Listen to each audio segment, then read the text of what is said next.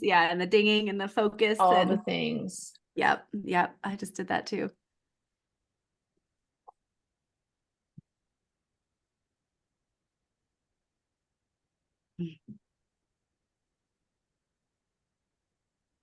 All right, let's jump in and get started. We are going to work through as many questions as we can, and I bet people will jump in kind of as the hour goes on. And then obviously this is being recorded, so we're going to send it out to all the people who registered on the back end.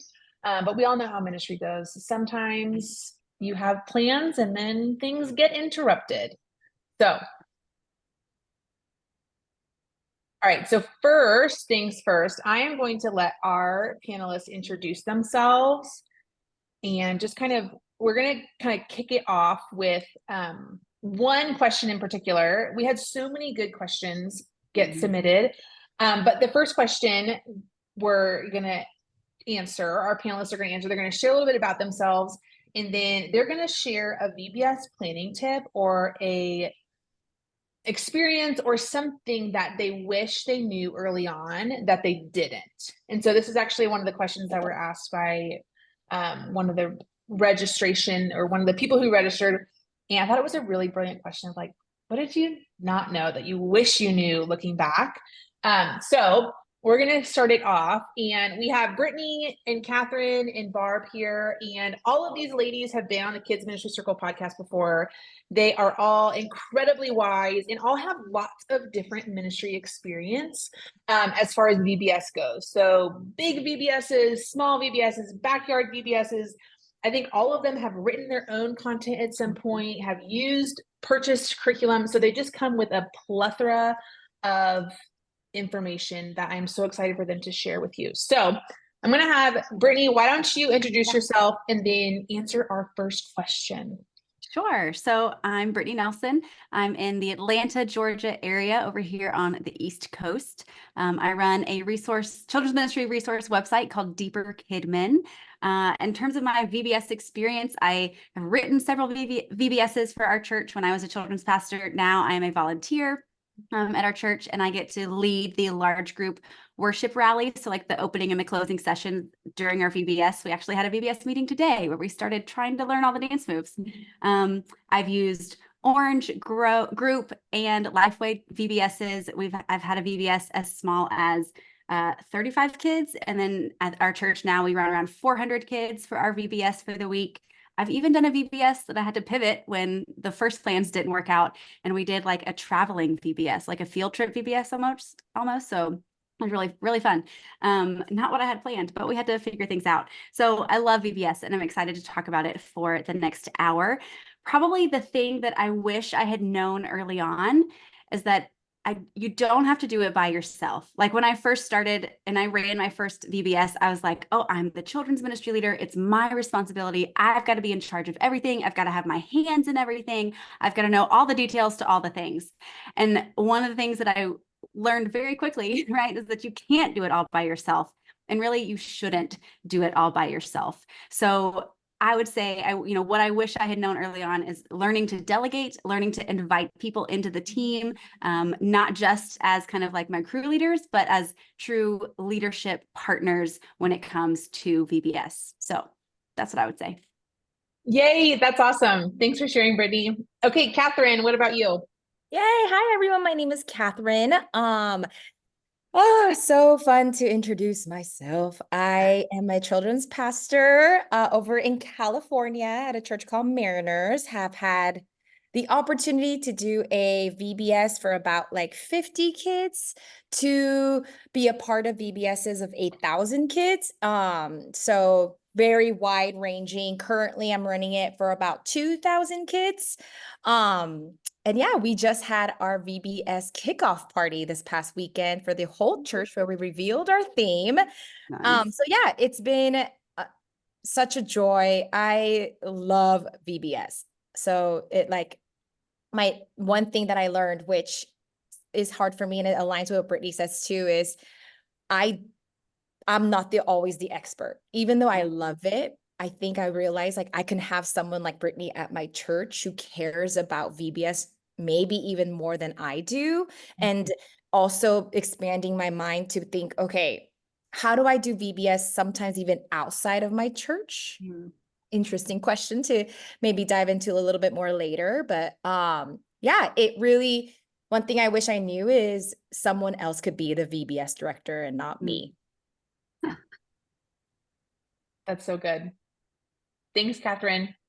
Okay, Barb, you're up. All right. Hi, everybody. Good to be here from Columbus, Ohio. I'm the children's director here at a large church, and also my husband and I write and develop the Answers VBS curriculum. So I have been doing VBS kind of like Catherine forever, it feels like, and from every different amount from, you know, backyard ones at my house to now about 1,000 or so we run at our church. So VBS is in my blood. I love it. And something I think that would have been really helpful for me to know early on, I was thinking about this, thinking I used to stress, and maybe some of you guys have felt the same way, about volunteers. Anybody been there where you just stress over, man, how are we going to fit all these people? How are we going to find all these people? And I think the Lord has taught me over these years not to stress about it, just to pray about it. And really, that's the truth of all of it. It sounds maybe cliche, but it's not. God is powerful, and it's his VBS anyway. It's not ours. And so it's for him. It's about him. It's through him. It's to him. So I really have watched him, just as we pray about it, he does it. We don't. And I love that. And so whatever the situation, but especially those volunteers, because I know that gets stressful. Yes, thanks, Barb. I don't know about you guys. I don't know if you've listened to the podcast with Barb a while ago talking about, we talked about a lot of different things, but my favorite thing about Barb is that you're just so full of joy. It's just the best. That's why I'm like, I love talking to you, because you're always so just, it radiates from you, your excitement about kids ministry and kids and VBS. And so it's always such a joy. You're always so encouraging. All right. Let's jump in. There's different categories. We're going to go through a handful of categories, from volunteers to curriculum to schedule. There's like general questions, budget things, and then a lot of questions were asked about how do you follow up well. So we're going to kind of hit as many as we can. And Brittany, Barb, and Catherine are going to answer as well as they can. And we've already started collecting resources to share with you guys, everything from Barb's backdrop options to what is available over at Deeper Kidman to help you plan. And so we're going to send all of those resources out to you in a follow-up email. But if you guys have questions as they're talking, or like a clarification or something that you want more information about, feel free to drop it in the comments. I'll be looking at the comment section and kind of help letting you guys kind of guide our time as much as possible. But then also, if someone asks a question in the comments and you're like, oh, I know how a good answer for that, then answer it. What's good about kids ministry is that all of us have experience, and all of us bring a lot of wisdom to the table, and we can all share what we're doing for our local church context. And so don't feel like, if you're not on the panel, you can't share something. So feel free to interact in the comments, share what you're doing in your church context, and I'll try and hit as many things as we can. And hopefully we'll learn a bunch. So the first question, I'm actually going to talk about curriculum first, because as we think about planning VBS, curriculum is like one of the first things that you need to think about, of like, what do we want the theme to be? What do we want to teach these kids? And one of the questions that were asked was, which one is the best VBS curriculum? Is there the best VBS curriculum? And I'll let, not all of our panel is going to answer every question, or else we would be here forever. But just if you guys have any thoughts, and maybe like, what do you look for when you think about picking a curriculum or deciding on a theme? Yeah, we do write our own curriculum for our church. I think the biggest ways that I pick curriculum, whether for VBS or even for the weekends, is what is the purpose and what is God showing you to teach those children that you are caring for. So before we go towards even writing or looking or searching, it's a lot easier when you know exactly what you're trying to hit. And so 2 years ago, when we were doing a review, we asked, hey, what are some things that kids are facing right now, post-pandemic? What are some social issues? What are some things in the city, the questions that kids and parents have been asking? And then from that, it's a lot easier to then look for VBS content that maybe addresses some of those issues. Mhm. Yeah, And then that's like, yeah, great. like the goal too, like for us, is it to reach the community or is it to get more deeper into the Bible? Like those two questions are really important to ask. Yeah, I was going to say that too, to start with a why. Why are you doing it? And are you trying to reach the community? Are you trying to strengthen your church?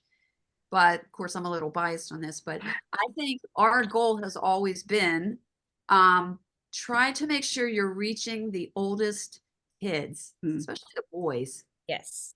And because the younger kids are going to love it no matter what you do, but the older kids, it's tougher. And so you want to make sure that that curriculum has things in it that will be impactful to them.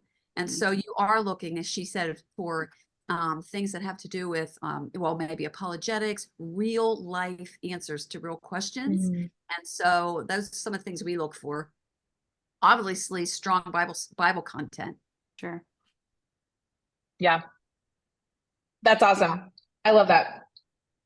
Okay, jumping to volunteers, because as we think about VBS, we have like, okay, what are we teaching? And now, like what everybody mentioned of like, we need a team. We can't do this by ourselves, and we need to build a team to help us put on this event. And so the first question is, what are some good ways to help best prepare volunteers for VBS? Oftentimes we get volunteers who have never done kids ministry before, and you kind of like do this big call of like, we need people to help serve for VBS this summer. And so a lot of the questions were about training volunteers. When's the best time to train volunteers? How do you equip them to lead during VBS? Yeah, for this stuff, I would say think about your onboarding process that you have for your Sunday morning team. And maybe you don't have an onboarding process and you can kind of test it out with VBS, but create an onboarding process for your volunteers. So when you make that call of, hey, we need leaders for VBS, and someone says, yes, sign me up, like what are the next steps that they go through? And you can train them through those next steps. One of those things might be like a large group training that all of your team attends, but it may also be smaller things along the way of like, hey, make sure you read this article. Here are the materials and the supplies. Here's just a reminder about kids today, like little things along the way.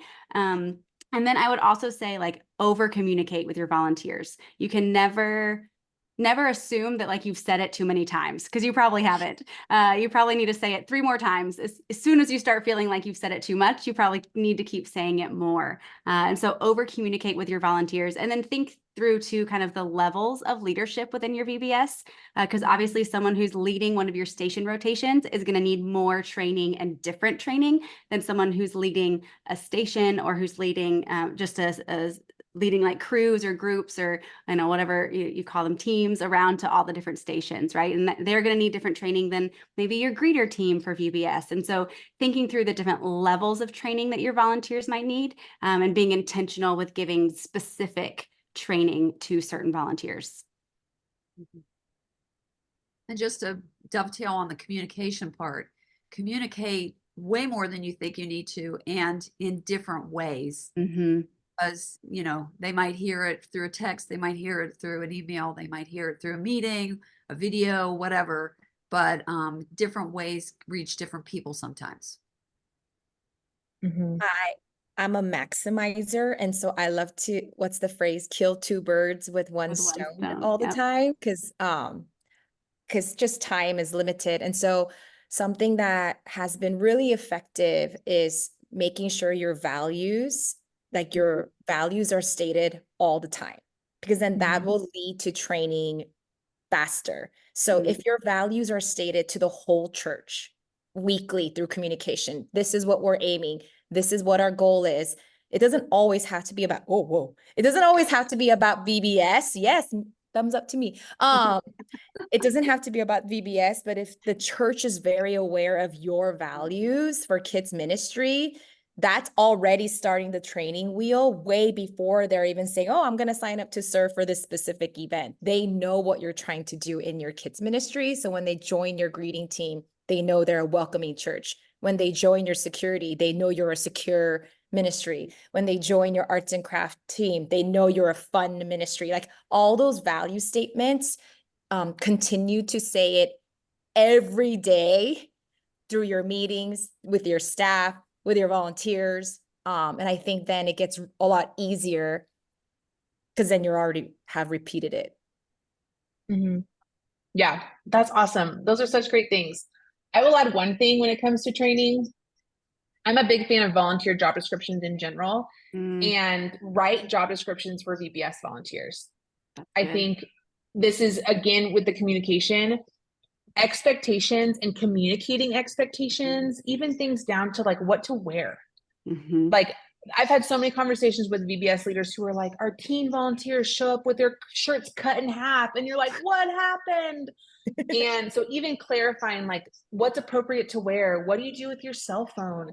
What do you do in downtime? Like all of those expectations, communicate those and communicate them again. Not only big picture mission vision stuff, but like really practical. Like if you have a kid who needs to go to the bathroom and you're sitting in the opener, what are things that you need to do as a leader? Can be really helpful when it comes to training. Okay, the next question is, if you don't have many volunteers, and Barb talked about this at the beginning, but if you don't have many volunteers, can you have a successful VBS? And maybe give some tips on like, if you don't have a big team, what are your options when you want to put on a VBS for your community?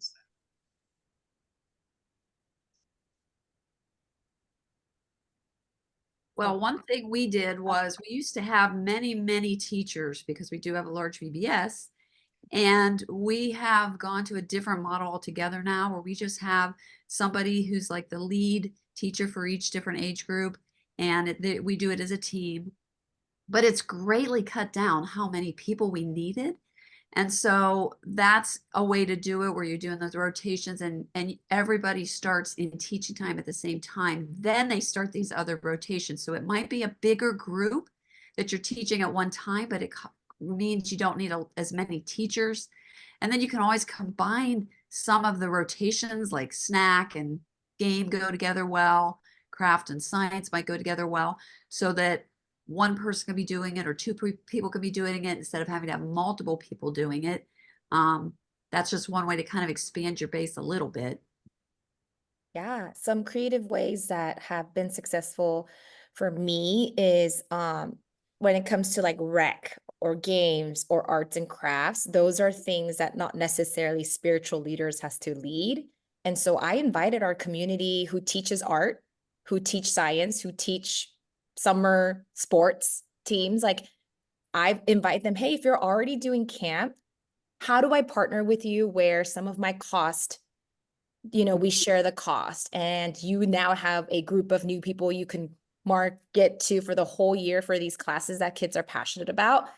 And then bring them onto our church, right? If truly VBS is an opportunity to bring the community, I brought community, other companies to come and host those things. And I focused on our volunteers, the large group session, the Bible teaching, and then allowed them to do kind of more of the non-spiritual elements.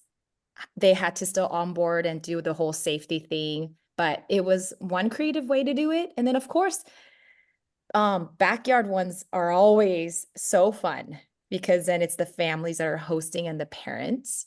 And so you really are like more of the support person versus the one leading it because the families are the one hosting it. Yeah, that's awesome. I love the idea of bringing in the community. Okay, so this question is kind of along the lines of training, but one question was, any ideas for building excitement while equipping? And so how do you kind of keep the levels up of like, no, this is a big deal. This is like one big party for all week. And I think this question can also get asked of like, come Wednesday of VBS, Like, how do you keep up the excitement, not only as you plan and prepare and train, but also as you go throughout the week? The week of VBS? Yeah. One thing that our children's pastor does with VBS to kind of really get the hype up is at our training event. We have 2 of them. They're identical, so volunteers can choose which one works better for their schedule. So one's like a Saturday morning, and then one is usually like a weeknight, week evening. But she has all of the key leadership. So our station leaders were required to attend those, and we share about our stations at that meeting and can give kind of a preview. We get to teach them the motions for one of the songs, right? And so even just within the training itself, having some of those higher energy moments. And so it's not just something that they're sitting in and taking in information the entire time. And then throughout the week of VBS, our children's pastor is fantastic with, we get something from her almost every single day. And so by like Wednesday or Thursday, like she's bringing us a small breakfast, like a donut, you know, or like just something small. And then the last day, she usually brings kind of larger gifts for everyone. But she has something for our volunteer team, which there's almost 200 of us every morning. So again, whether it's something small like a donut hole or thank you note, or, you know, like a little kind of thing that goes along with the theme. I think this year she's talking about balloons for all the crew leaders one day, like they just get a balloon to carry around with them. Like, who doesn't love balloons? We're doing Start the Party VBS with Orange, so that's why. But yeah, so having something to kind of re-energize your volunteers throughout the week, even something little, just to show them how much you appreciate them and how much of an impact they're having. That's I awesome. love that. That's fun. We do a lot of those same things. We do the big session, we do the breakout sessions, but I think you have to be the one that's so enthusiastic if you're the leader. You're kind of the cheerleader, you're the tone setter for it. So you have to believe in it yourself, and you have to keep sharing that vision, and you want to make meetings fun. Besides that being inspiring, you want them to be fun. So we always do a lot of trivia and throw out candy, and as we're going through maybe some of the nuts and bolts, we try to even do that kind of sometimes, like in a participatory way, and just so people are involved and they're not just sitting there.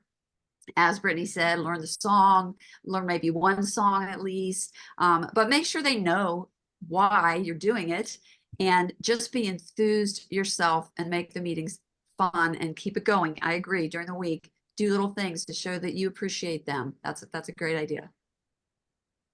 That's awesome. Love that. Okay, we're going to shift gears a little bit to talk specifically about the schedule. We had a lot of questions around younger kids and how to kind of bring in those younger preschool kids into VBS. And so this question specifically was, our kids skew significantly younger just in their ministry alone? And so it says around 70% of their kids in their ministry are under 3. And it's like, how can we involve the older kids in a way that helps them to learn and grow too, when the majority of their kids in the majority of the age group that they focus on is under 3? So how do you balance that big of an age gap, or how do you kind of include all of those different ages in VBS, or really just like summer programming as a whole? Wow. 70%. That's a big number. I know, that's what it said.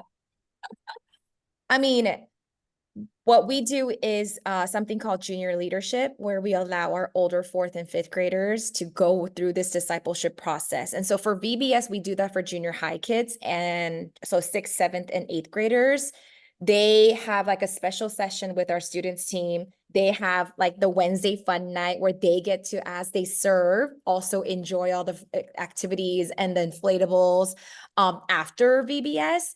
But maybe if you're skewing even younger, you can do that with your older elementary kids and say, hey, guess what? Like, you get to do this fun thing on your own as well. But during these specific times, I'm going to have you be a group leader and really support that young kids VBS. That's great. Yeah, our church, we with our younger kids, if they're in preschool or below, they're grown-up has to be serving at VBS in order for them to attend. And then kindergarten and above, they can attend without a grown-up on campus. But for those younger kids, they stay in one classroom the whole time. And so whereas the older kids might be moving around and going to different stations, those younger kids need the stability a little bit more of kind of one safe space, especially if they've never been away from their grown-up for a significant amount of time.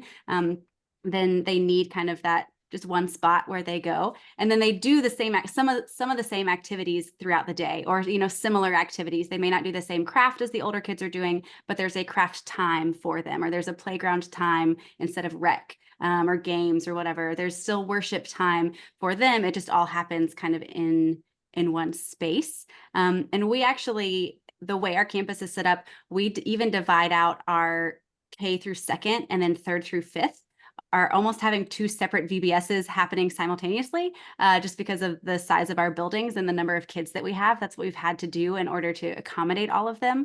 And so our younger crowd, that K through second even, they have a different large group time. They have different stations. It allows them to have some more stuff that's on their level. And then when it comes to those older preteens, our children's pastor does something called FCL, which stands for Future Crew Leaders. And so for those fifth graders who it's their last year of VBS, they're not invited back as attendees, but we want them to know that they are invited back as crew leaders next year. And so it's a huge deal. Like, they get celebrated, they get a special spot where they're allowed to sit in the sanctuary that has couches and bean bags. It's different than what the rest of the kids get. They get their own t-shirts. They follow a similar schedule to the rest of VBS, but theirs, again, are more tailored to that older preteen age. And so there's one morning where the youth pastor, my husband, kind of takes over the morning of VBS, and they get to do field games, and there's blow-ups and inflatables and 9 Square and things like that. And so our fifth graders really, really look forward to VBS because they know that they get that special like FCL version of VBS. And at the same time, like Catherine mentioned, it's encouraging them, discipling them, already putting them in the mindset of, okay, next year, I can't wait to be a crew leader. And so it helps with that volunteer retention and retainment at the same time too, because you're building up your future team. Yeah, that's awesome. I think also, if you have a significantly large younger ministry, I feel like I shouldn't say this, but I'm going to say this anyways. VBS may not be the best option for your ministry, and that's okay. Like, we're all in this call and we're all listening because we love VBS and love putting on VBSs. But if you look at your demographic of families, maybe doing a family fun day where families can come with their, like, it's just like, you have some options to do something different. If you're like, okay, maybe in 2 years when this huge, massive 3-year-old group is now in kindergarten, then we can do VBS. And so there's also one other idea that I have heard of is doing a special like program or a 1-day event for just the 4th and 5th graders. And so if you've got these older kids, like, you could do a fun event for them. But I love, our church also does where if you're serving, your littles can be back and having their like mini VBS. And that just gets you a lot of volunteers who want to care for those elementary kids really well. So I love all those ideas. Okay, we kind of talked about that. Oh, okay, best worship ideas with mostly non-church attendees. So I would say the majority of VBS schedules, they have like a worship portion where it's like a musical worship section where you're singing songs and doing all these things. But when there's non-church attendees involved, it can feel really isolating because they don't know the songs, they don't know the motions, they don't really know what to do. And so what are some of your best practices to help those kids who don't come to your program on Sunday, don't even go to church on Sunday, and are so new to this idea of musical worship?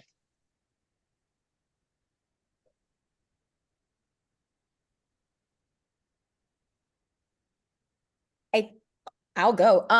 Go for it. We're so blessed that we have a new song every year. So in some sense, every child is in that place. Now, not every child is unsure of what this thing called worship is. And so day one, maybe day 2, even up to day 3, we are explaining the lyrics, explaining the song, explaining why we do this and how God has created us to be musical, right? And align that with like, what's your favorite song? And so we kind of do that anyways. Once again, explaining the why with your worship leader and then going into the dance moves and the music, I think is key.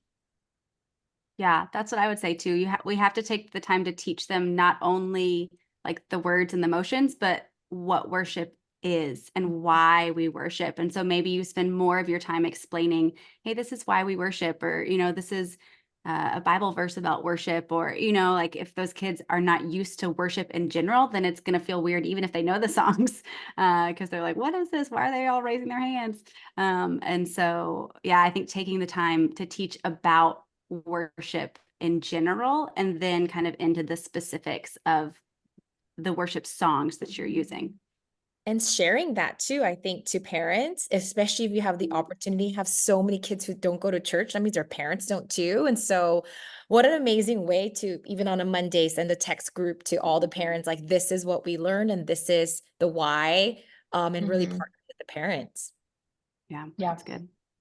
That's We do awesome. try to send home a CD with everybody ahead of time, and so that helps as well for them to learn it. But in a sense, it's almost an even playing field in one way, because everybody coming into VBS, you kind of are doing some different songs than you normally do. Maybe on a Sunday morning, you're in what's the right word? Introducing, that's the word, some new VBS songs, and so everybody's kind of learning them at the same time to some extent, but it is important just to explain the why. But they're all fun, and try to get that CD ahead of time if you can. Yeah. Barb, you still burn CDs for all of your families? So Well, kind. actually, we have also been doing, Apple Play and all that stuff too. But we do, Okay. but a lot of people want them because it's so crazy. They love these songs so much that even though they can do them in certain ways, they still have players in their rooms, and they're just playing them when they go to bed. Interesting. Even though it's like old school, people are still using them for us, but they do also as well and listen to them. That's so funny. That's the best. So if you gave me a CD, I wouldn't have a way to play it. I know. I know, me neither.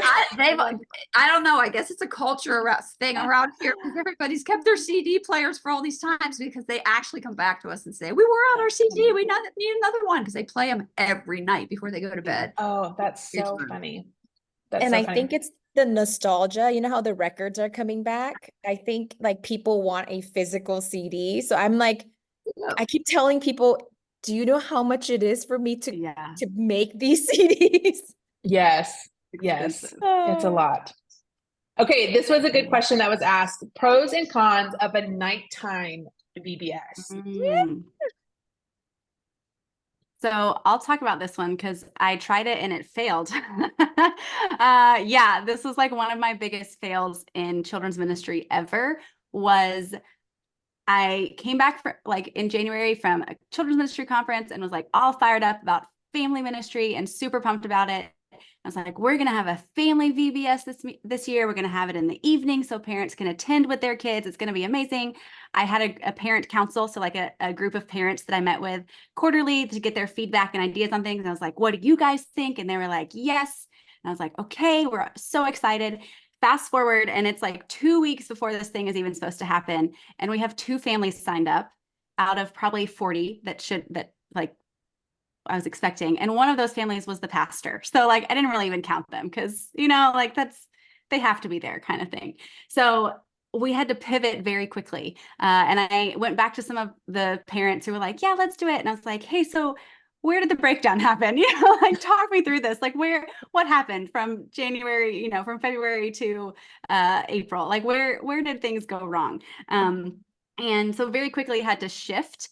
And that's kind of one of the years that our field trip VBS turned into that, because we had to pivot in the last 2 weeks before the event even happened to do something totally different. And so with the nighttime VBS, I have not had a good experience with it, but that's because I did not ask enough questions of my parents and what they wanted and were willing to give. And so I would say it might work for your church, but you need to have a lot of conversations with your families, with your parents. If it's a nighttime VBS where they're still just dropping their kids off, that's a very different thing than a nighttime VBS that parents are included and invited. And so some pros and cons of it, right? Pros, those parents who work during the day maybe are more available to volunteer or to attend with their kids. Cons, it usually has to be a little bit shorter because you run into bedtimes. And cons, some families just may not want it, like all the families at my church didn't. So just think through it and be willing to ask questions and be willing to come up against a lot of not roadblocks, but maybe like speed bumps that you have to slow down and really think through, especially if you're shifting from a daytime VBS that all your families and church culture are used to, and you're making this big of a change. Be prepared to ask the questions and to answer the questions. They're going to help you get enough momentum and get enough people on board. So it definitely can work, and I've seen it successful in other areas. It just did not work in my context. Well, we do them both. And they both work, but here's how it always breaks down for us, and it might be different for somebody else. We get more kids in the morning and we get more volunteers at night. So the pros are you're probably going to reach more kids, most likely in the morning. Maybe your culture's different though. And you're probably going to get a lot of volunteers at night, but some of the cons of night are not only, as you mentioned a couple there, but also you get into a lot more sports things. People have ball games and other stuff, and so they're not able to come. We do a concession stand at night, and people can buy stuff and for dinner for their families, and that's open like an hour beforehand. So that helps, but you're right, you have to shorten your time frame a little bit. People are later usually. So our morning is a little bit zooier and crazier and more full, but it's a little harder to staff. So that's some of the pros and cons we've found. Same thing as That's good. I've noticed. Oh, go ahead. Yeah. Oh, yeah. Way less kids for sure. The 70% early childhood church might have a really hard time doing the DM one. I would say if you're trying to do the same exact thing, it might not be successful, but try something more unique, like a sports version or an art camp, or like a very focused on an activity VBS. That could be very successful. Yeah. Those are great things. Okay. This question is a good question. Best checkout process. Checkout can be the craziest time of the morning. So what are your tips and tricks to create a really smooth and clear checkout process? Yeah. I mean, one thing I value is consistency. So the hope is that all these new kids that have gone to VBS comes back to your kids ministry for the weekly discipleship. And so I try really hard not to change the check-in and check-out system from what I value during the week, as well as VBS. That's great. I think making sure your people are trained to know what to do is important. And we also require all of our parents to come in. We don't just let it be like kids can go out to their car, like line up or whatever. Sometimes that works for certain people, but everybody does have to come in. We have people, ours happen to be in an auditorium. So we have people at each ends of the pews. They have lists of all the kids in class. And when they're checking in, we make sure they tell us who's going to be picking them up. So we know who the person is. We only allow them to go to that person. If there's any debate, they have to come to one of the people like us who has to work through that to make sure, even requiring them to show us driver's license to be sure we're really particular about who we would allow to take a child. It has to be one of the designated people, and they have to be. Our kids are very blocked in so that they can't really get out because they've got people on either end. Ours has changed over the years since I've been working with this, or since we've been at this church, and we used to have parents come into the building and like line up along the back wall and kind of do the checkout process that way. But now we've switched recently in the past couple of years because of some construction that's happening on our campus, to a carpool drop off and check-in system. And it actually runs really smoothly. There's a lot of kind of details and checks and balances and systems set in place to make sure that kids are getting safely out of their cars, down the hall, into their crew leaders, and then back out to their cars at the end of the day. And it's, I mean, a lot of it is kind of specific to the way even just our parking lot is set up, but parents have car tags. We modeled it actually after the way our preschool, we have a weekday preschool, does their pickup. And so if you have a weekday preschool in the area, like ask them how they do carpool. And that could be a great source to kind of get some ideas around kind of speeding up that checkout process, or just creating a safe process. And I'll also say too, the checkout process starts with the check-in process. So like if you don't check in kids well, then you're not going to be able to check them out well. And so making sure that those both systems are working well together from the beginning to the end. But yeah, talk to some weekday preschools and see what they do about carpool. And maybe it's something that you can replicate or model with your VBS event. Yeah, that's awesome. I'll share quickly what our church does. What I really like is they do tags just like they would on Sunday morning. So I love the consistency of, if you're here on Sunday morning, this is a very similar process. Now I know those tags, those sticky rolls are very expensive, so you kind of have to work that into your budget. But what they do is they have a checkout, they have an indoor and an outdoor. And they don't pull tags off of kids until they're walking out the door and the parent has the claim tag. They take the claim tag, they take the kid's tag. And so once they're out of the church building, they know they're no longer in my care. And I love how they've done, because there's multiple doors in our building, but they've designated one set of doors to, this is the outdoor only. You have to exit through this door, which I think is really, really smart. And the ripping off the tags, just like collecting the claim tag. And same with Barb, like our church is very strict on like, hey, if you don't have the claim tag, you can't. And so there's a system in place to where it's like, you go and talk to somebody and they get you the right tags, all the things. So I just like the indoor and the outdoor process. I think that's great. Okay. So moving on into general questions, for the last 15 or so minutes, we had a lot of questions of like, I'm a first year director, planning tips, what do you do, where do you start, how do you get buy-in? And so talking through, like, for those leaders who are planning a VBS for the first time, or maybe they're trying something different for the first time, where do you recommend starting? And maybe what's the timeline? Like, how do you, like, it's in April, so I would say we're a little bit behind in terms of planning VBS for 2024, but it's like, where can you start as a new art director for VBS?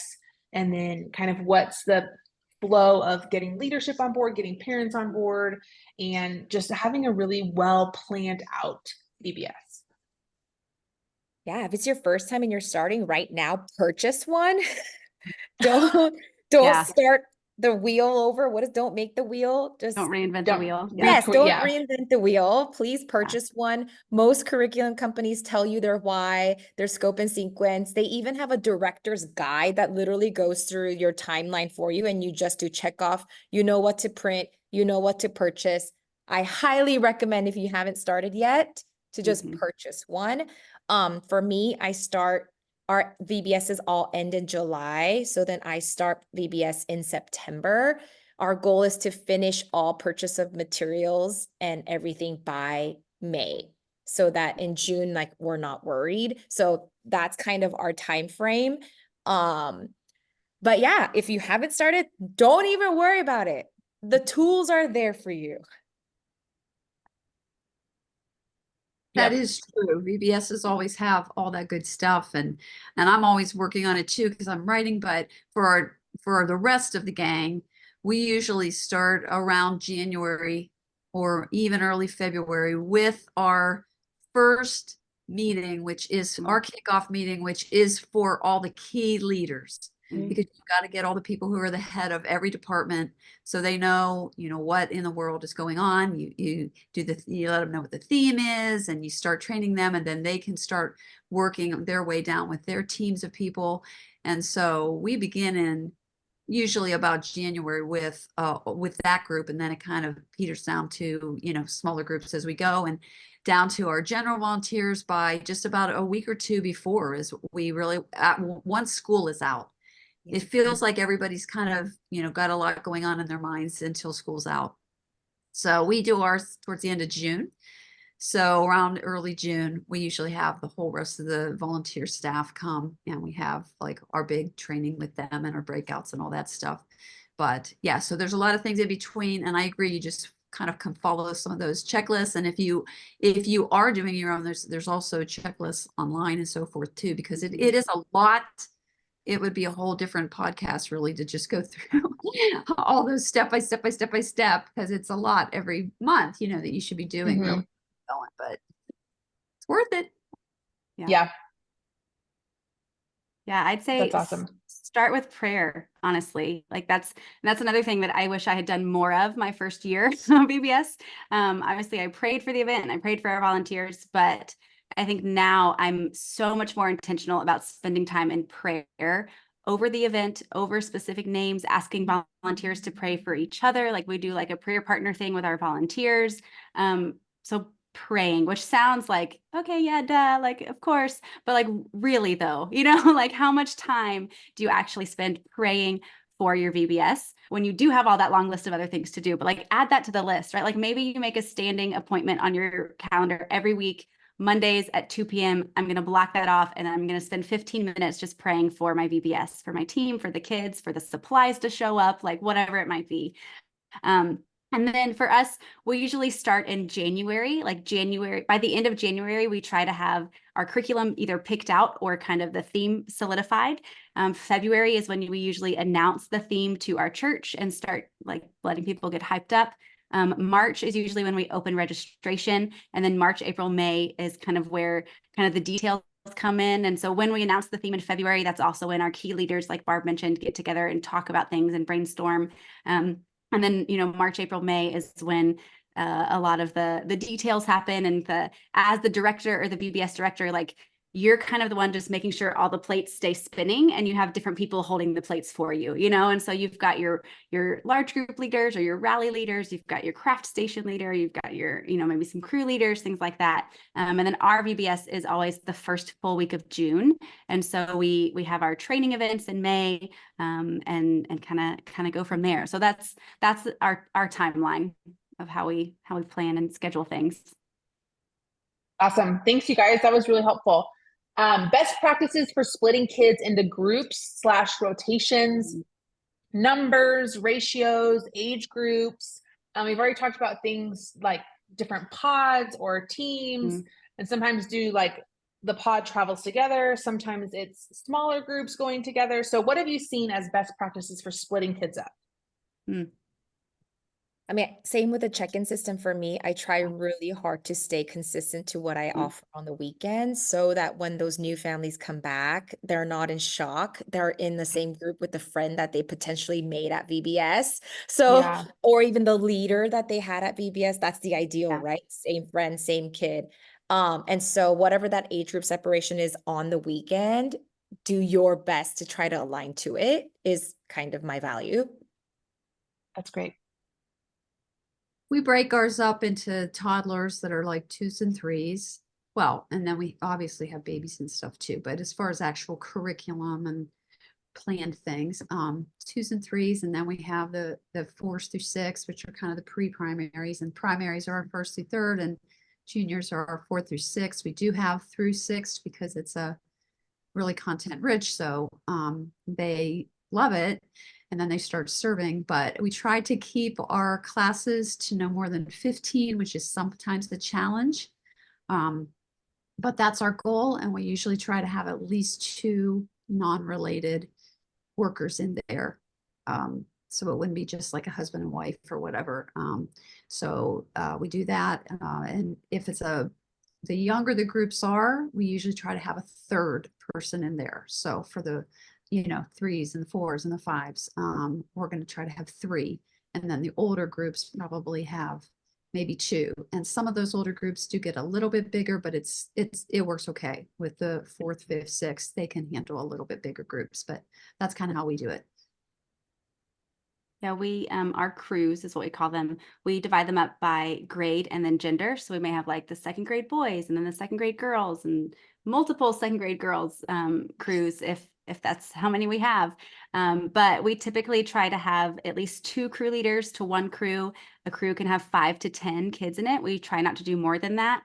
But multiple crews travel to the stations together. So at one station, like at the snack station, you may have 10 crews that are all there together at the same time, but then they get their snack and they sit with their crew to eat or to do the activity or to, play the game, whatever it might be. And that's kind of how we break it up. That's awesome. Super helpful. Okay, let's talk about how can we be better at reaching the community with VBS. So much of the goal of VBS is to be outreach focused, to bring the community in, to allow them to hear the gospel, and hopefully either attend your church or another local church. So what are some best practices you have seen when it comes to reaching the community and inviting them in? Yeah, this past weekend at our VBS kickoff party, we got to have a new family come in because the kid invited their friend to VBS. So the best practice that's most effective is if your kids are inviting their friends, their neighbors, their cousins to VBS. That's still to this day, the best invite is a personal one. And then the next one is like, if you are doing community partnerships, then that's also a way awesome way to do that. And then the third would be your marketing, social media. That's great. I love the kids inviting kids and inviting their friends. Yeah, and with to go along with that, we make up little invites that are really attractive and stuff, and we give them out to the kids to give to their friends and even kind of challenge them. Like we just a couple weeks ago gave them a 5 invite challenge where everybody had 5, and we wanted to see who could give out all 5, and we prayed over those and everything. So it was fun, and a lot of the kids did it, and they gave out all 5. So I agree with you. Word of mouth, just personal invite really is the best. But we've given out yard signs to a lot of our people and let them put them all over their place, and all those kind of things. And obviously social media is your friend, but I think personal invites. I'd say social media is a big one. Oh, go ahead, Lauren. Well, I was just going to say, capitalize on kids still being in school. So don't wait until school is out to be like, invite your friends. Like, do this right now because they're in school with their friends. And this is the only way. Like, my daughter knows my phone number, and she's like handing my phone number out to all her friends to like try and do play dates. And I'm like, please don't do that. But like this, they may not have a way to contact them once school is over. And so hand out those cards, create some sort of invite card. Canva's great for this to utilize now while they're still in school. So go ahead, Brittany. Yeah, I was going to say social media. We could do a whole other workshop about social media and your ministry. But creating an event on Facebook, sharing stuff on Instagram that then your parents can share with their friends, so that it's kind of the personal invite through social media. So kind of a different level, different layer of the personal invite there is great. And then get into the community. This past weekend, our neighborhood had like a little spring fling. And so there was a festival basically talked about VBS, so like find what are some of the local events going on in your community, whether it's like a spring arts fest, or maybe there's a 5K happening that like if they have vendor booths available, or if you say, hey, at the 5K, can we provide the water bottles, and with every water bottle you hand out, you also hand out something about your church or about your VBS. And so I think one of the best ways to reach our community is to like get into the community. Crazy, right? So stepping outside of our offices and our church walls and our church campuses and yeah, being part of what the community is already doing. Yeah. I think I'm going to brag on Catherine. I think you did this, and correct me if I'm wrong, but they had it publicized on Easter in their like family notebooks that they handed out for kids. No, was this Christmas Eve? Yes, both. It was Christmas Eve because I was there. We were at Mariners on Christmas Eve. And I remember my daughter took one of the activity pages to sit in service. And on the back page, there was the date. It was like a save the date for VBS. And I was like, Catherine, she's so smart. I was like, this was so great. So getting the word out early also helps. And talking about it on those big holiday weekends, you have Christmas and Easter before VBS, where parents are already thinking about summer and what to do with their kids for the summer. And so on those weekends that you know you're going to have a lot of visitors, talk about it. Put out the promotion pieces. So that was really fun. Okay, the last thing I want to talk about, well, I have two really quick questions. Does anybody have, okay, well, one question was, should there be a charge fee? Which I'm sure across the board, there's like yes and no answers to that. But ideas for stretching a budget. How do you take your budget and really make it last? Ask for donations. Our children's pastor is amazing at this. I never did this as a children's pastor. I don't know why, because it's brilliant, but she puts it out to our church of like, basically like an Amazon wish list almost of, hey, church, this is what we need. And for the month of May, we take donations. And so church members are bringing in donations on Sunday mornings, whether it's the pretzels that we need for snack time or certain, Nerf balls to play or like whatever it may be.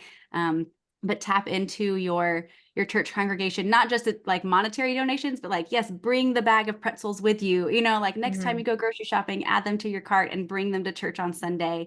And so setting up that Amazon wish list, making it known and asking your church people to donate some of the supplies. Yeah, that's a good idea. On the Amazon, I can't get that word out. Amazon wish list that they can actually do themselves. And we ask for Amazon gift cards.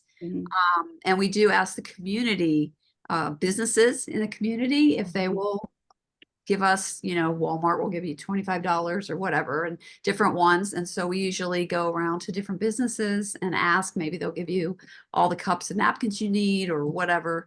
And so that kind of stuff helps a lot. It helps to save certain things from year to year, because it's amazing how you use some of the same decorations over and over and over.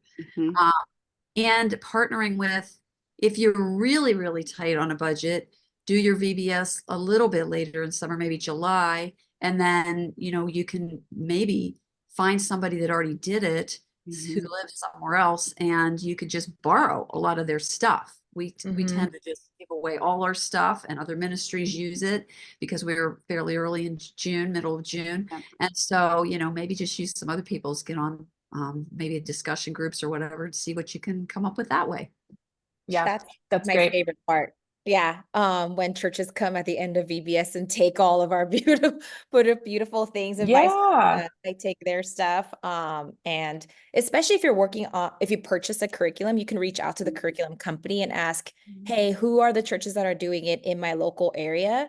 They'll provide that information, allowing you to even reach out and say, hey, what dates are you doing? Let's strategize the day. When I was living in a city called Vacaville, all the children's pastors got together and we made sure all 10 weeks of that summer, there was a VBS so that we could reach the entire city, and allowing parents to have a week always of VBS between all our 7 churches. That's awesome. Wow. That's awesome. Okay. One other thing, it just occurred to me real quick, Lauren, is we've also asked people in our church to sponsor a child. Sometimes if you feel for how much maybe you think it's going to cost $20 or whatever for one child a week, so you can ask if they would be willing to sponsor a child. That's a great idea. Okay, the last question. I wish we could spend more time on this, but we're going to hit this quickly. I know it's been an hour, but next steps. Talk about what happens after VBS. What do you guys do? What are some best practices that you've seen for the follow-up, the family night party? What happens post VBS, where you can not just have the mountain high, but encourage kids to continue whether they made a decision or heard the gospel for the first time? What's next? Yeah, we do an after party that weekend. And so kids who do decide, they do that baptism class and they're able to come and do the baptism that weekend, where our entire church celebrates with them. We also have the continuous worship, similar rally experience on the weekend, and really allowing those new families to come and experience a normal weekend at church and then Mhm. continues. And then basically the VBS story never ends. So we strategically theme our weekends to align June and July so that every weekend it almost feels like a VBS with the theming. And so it's tied up. So when they come back, they're still kind of ingrained into that theme until the new fall. So yeah. That's great. What else? Yeah, we do that too, where our whole summer kind of takes on the same theme as VBS does, so that kids are kind of familiar with it. But one simple thing is, I would say, like, as kids are leaving VBS, or or like the last day of VBS, like, give them a next step. Say, hey guys, we've had a great week with you. Next week we're doing this. Like, even if it's as simple as next week we're meeting at the local splash pad. We'd love to see you there. Like something simple to give them a very clear, like, here's our next connection point.